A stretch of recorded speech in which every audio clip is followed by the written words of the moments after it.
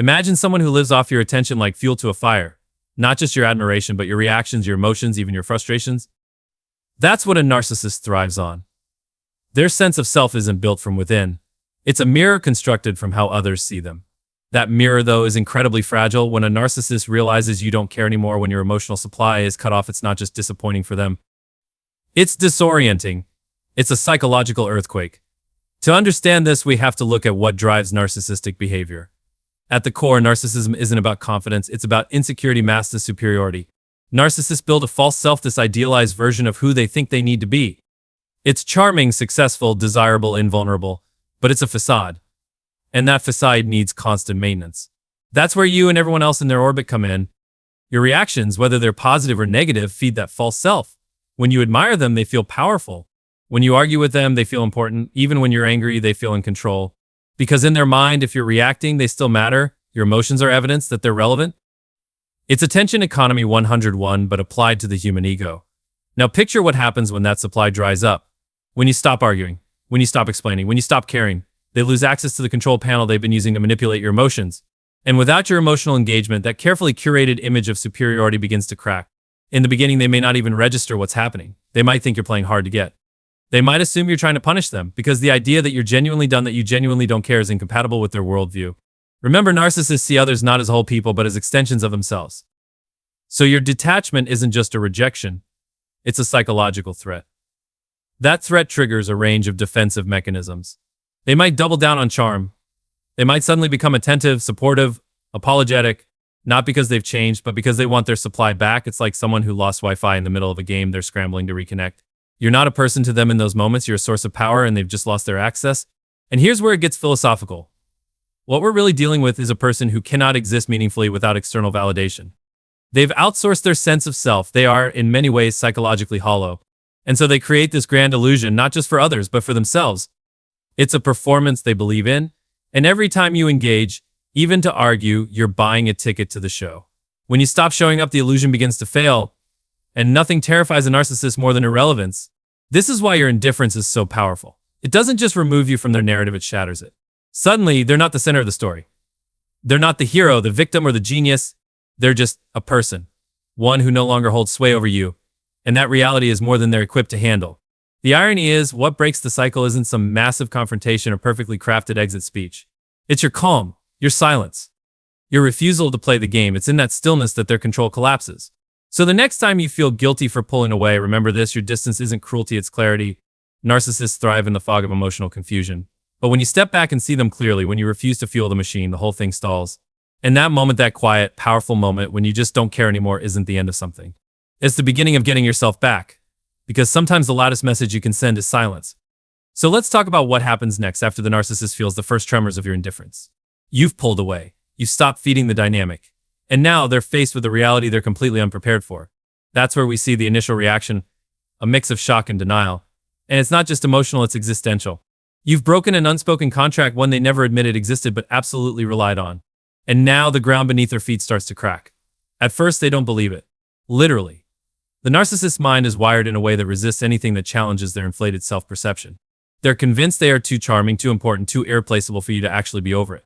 So they default to denial. You're faking it. You're being dramatic. You're trying to get a reaction.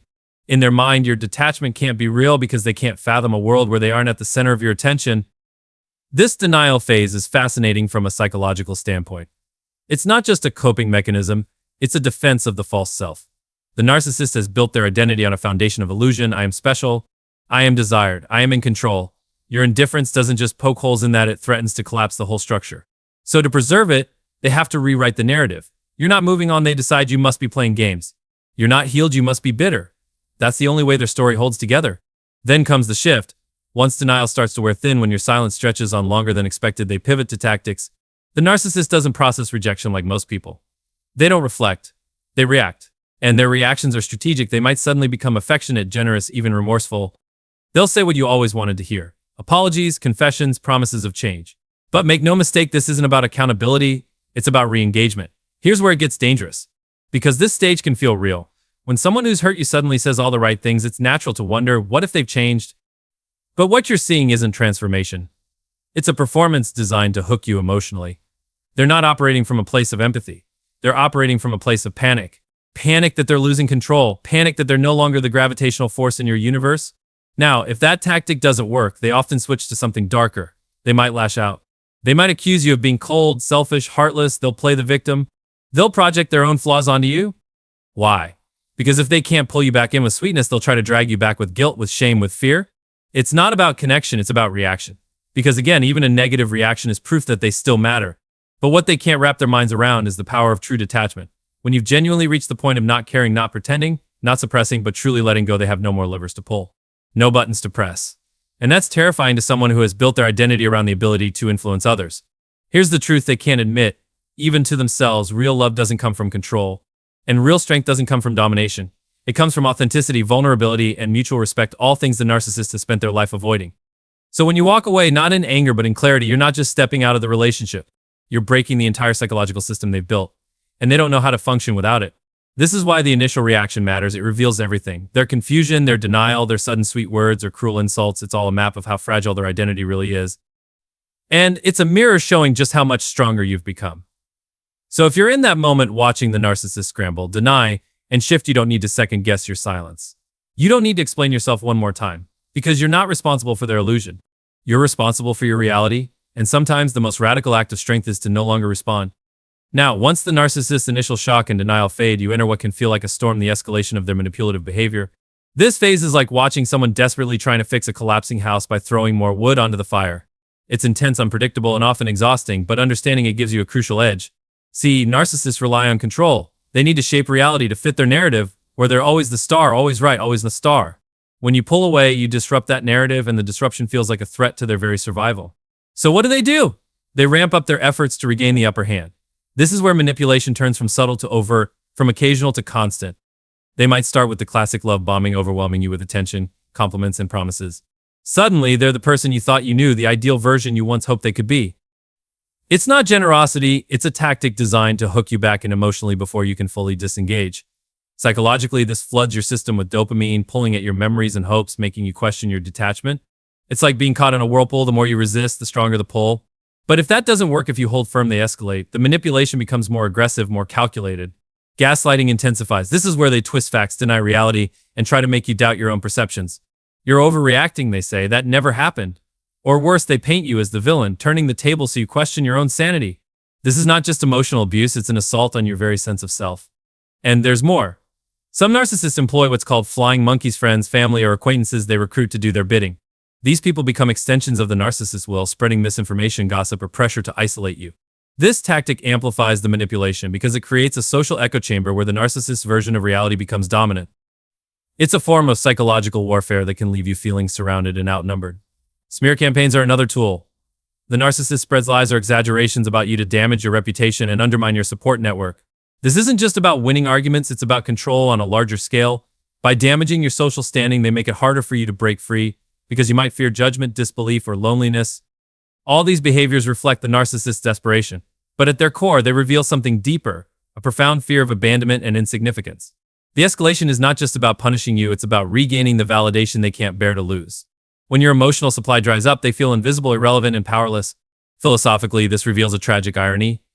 The narcissist's quest for control and admiration is a shield against their own emptiness. But that shield depends entirely on others. When you stop participating in the illusion, you force them to confront that emptiness head-on. And since they lack the tools for genuine self-reflection or healing, their response is chaos. For you, this phase can be terrifying and confusing. The manipulation feels relentless, and you might question your own judgment.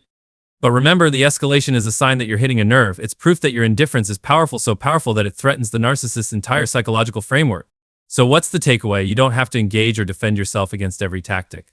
Sometimes the best response is steady boundaries and self-care. The narcissist's escalation is a storm to weather, not a battle to win on their terms. Your calm in the face of their chaos is your greatest strength. It signals that you're no longer a player in their game, but an independent person reclaiming your space and peace. And in that reclamation, you don't just survive, you begin to heal. What's fascinating and deeply revealing about narcissists is how dependent they are on a constructed self-image. This isn't just about vanity or ego, it's a whole psychological identity built like a house of cards. When you withdraw your care and attention, that carefully built facade starts to wobble. And for the narcissist, that's nothing short of a crisis. This is where the collapse of the false self happens, a moment where their internal world begins to unravel because it was never designed to stand on its own. Imagine someone wearing a mask every single day, not just to impress others, but to convince themselves who they really are. This mask reflects strength, charm, superiority, invulnerability, but beneath it, there's often a deep sense of insecurity, emptiness, or even shame. Narcissists don't just hide their flaws, they deny their very existence. Their entire identity is a performance, and that performance depends entirely on others believing in it. When you stop caring, you remove the audience. Suddenly, the mask feels heavier, and the lines of the costume start to fray. The narcissist is forced to face what's underneath a self that feels hollow, fragile, and painfully exposed. This is what psychologists call narcissistic injury, and it's a kind of emotional wounding so severe it can provoke intense reactions. This injury isn't just hurt feelings. It's a shattering of the narcissist's entire worldview. The idea that they are special and in control clashes violently with the reality that someone else no longer values them, doesn't care about their needs, and won't play along with their story. The false self, which depended on that validation, starts to crumble, and the narcissist is left grappling with emptiness they never learned how to fill. And because this emptiness is unfamiliar and unbearable, it triggers what we call narcissistic rage. This rage isn't just anger, it's a desperate attempt to defend the fragile ego. It can look like explosive outbursts, silent treatments, vindictive actions, anything to avoid confronting the void inside. It's a defense mechanism, a way to push others back and reassert some sense of control. Philosophically, this collapse raises profound questions about identity and self-worth. How much of who we are is dependent on others? How fragile is a self built on external validation? The narcissist struggle is a cautionary tale about what happens when we outsource our sense of meaning to others rather than cultivating it within. But here's the key insight for you: the collapse of the false self creates a unique opportunity not for the narcissist, but for you. When the mask slips, you see the real person behind it, vulnerable and exposed. This moment, though painful, reveals the truth that has been hidden behind manipulation and charm. For the narcissist, this truth is terrifying, but for you, it's liberating. It's proof that the power dynamic is shifting. You are no longer caught in the illusion. You are no longer defined by their need for control. This is why maintaining your boundaries and emotional distance is so important. It forces the narcissist to confront their own emptiness, even if they react with rage or denial. And while you cannot fix or heal them, your refusal to participate in their performance protects your own sense of self. So when you see the narcissistic rage or withdrawal, don't mistake it for genuine change or reconciliation. It's a signal of the internal collapse, a sign that the system is breaking down. And that breakdown, while difficult, clears the way for your freedom. Ultimately, this is about reclaiming your reality. The narcissist's false self may shatter, but your authentic self grows stronger in the silence and space you create. You step out of the shadow of their control and into the light of your own existence. Remember this: true strength isn't found in controlling others, it's found in standing firm in your own truth, even when the mask falls away. When a narcissist realizes you truly don't care anymore, something shifts deep inside their world. The grip they once held loosens, and suddenly the center of their universe starts to fade. But this fading isn't something they can accept quietly or peacefully. Narcissists, by their nature, cannot endure being ignored or sidelined. Their identity, their sense of self, depends on constant validation from others. So what happens when you stop being their source? The answer is both predictable and unsettling. They move on. Quickly. Coldly. Without the closure or sensitivity you might expect. It's important to understand that this isn't about you personally, even though it feels deeply personal. The narcissist shift is a survival tactic and instinct to find a new source of what psychologists call narcissistic supply. This supply isn't just about admiration or compliments, it's about emotional fuel that keeps their fragile ego alive. When one source dries up, they instinctively seek another to fill that void. Philosophically, it's a fascinating and tragic dynamic. Imagine trying to fill a bottomless well with water. No matter how much you pour in, it's never enough. The narcissist supply works the same way. They chase attention, admiration, and emotional reactions because those things temporarily soothe their inner emptiness. But that emptiness never truly goes away. It just demands new sources, new outlets, new people to prop up their fragile sense of worth. So when you disengage, the narcissist often doesn't linger in reflection or regret. They don't pause to ask what went wrong or to genuinely understand their role. Instead, they scan their environment, hunting for someone else to validate them. This transition can be abrupt and unsettling, like watching someone switch partners without a second thought. And to the narcissist, it's not about loyalty or connection, it's purely transactional. This sudden coldness can feel like betrayal to you. You might wonder why they don't show remorse or why they seem to erase your importance so quickly. But this behavior isn't cruelty, it's a defense mechanism. Narcissists cannot afford vulnerability or attachment because those feelings threaten their illusion of control. By shifting focus rapidly, they protect themselves from feeling exposed or irrelevant. This isn't to say every narcissist reacts the same way. Some might retreat into silence or bitterness, while others jump into new relationships or social circles with feverish intensity. But the pattern is consistent. The search for supply never stops. And this pattern helps explain why it's so painful to detach from a narcissist. You're not just losing a person, you're losing the energy and attention that once defined your interactions.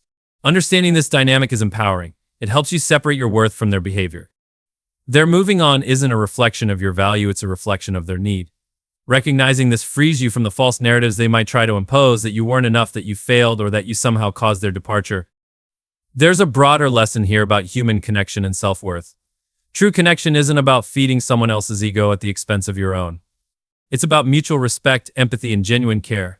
The narcissist pattern reveals what happens when those elements are missing, when relationships become transactions rather than bonds. For you, the key is to reclaim your narrative. The narcissist's departure, no matter how sudden or painful, is an opportunity to rebuild your identity on your own terms. It's a chance to cultivate relationships that honor your worth without draining your energy. And as tempting as it might be to watch or worry about where the narcissist goes next, remember this: their new source of supply doesn't diminish your strength or your progress. It simply highlights the nature of their struggle and your courage in stepping away. So when you see the narcissist move on, don't see it as an end, but as a beginning. A beginning of your freedom, your healing, and your growth, because in letting go of their need for you, you open the door to your own need for self-love. And that's a power no narcissist can take away. At the heart of every relationship with a narcissist lies a complex interplay of control, vulnerability, and self-worth.